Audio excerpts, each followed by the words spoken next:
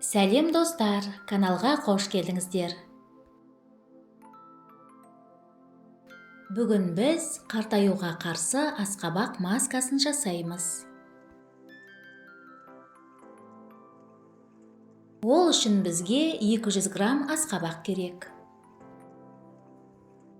Асқабақты бөлікке бөліп, сыртқы қабығын тазалаймыз. Асқабақтың құрамында тері жасушаларының қалпына келуіне ықпал ететін және әжімдерді кетіретін А дәрумені бар.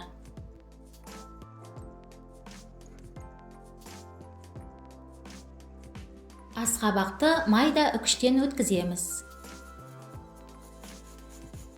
Асқабақ теріні бос радикалдардан қорғайтын бета-кератин С витамині және Е дәрумені сияқты антиоксиданттарға бай.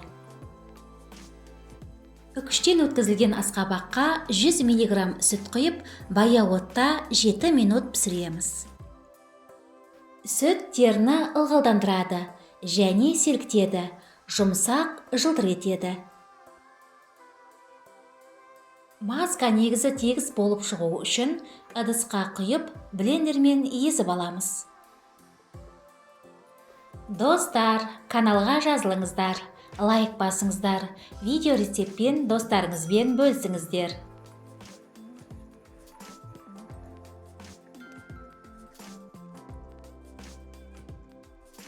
Дайын болған маска негізін ыдысқа құямыз.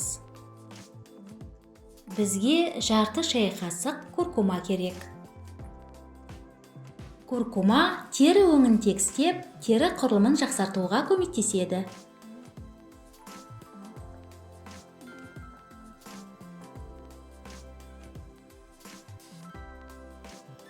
10 тамшы кокос майын қосамыз.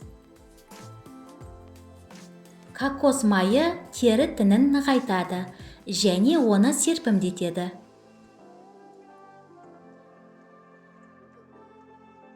Дайын болған масканы шыны ыдысқа құйып, тоңазытқышта 10 күн бойы сақтай аласыз. Масканы бетке, мойынға және декольте терісіне жағып 20 минутқа қалдырамыз. Содан кейін қалған масканы жылы сумен шаямыз. Бұл маска антиоксиданттық және қабынуға қарсы қасиеттерге ие. Әжімдердің алдын алады, терінің сұлулығы мен денсаулығын жандандырады, сергітеді. Сізге денсаулық, жастық және сұлулық тілеймін.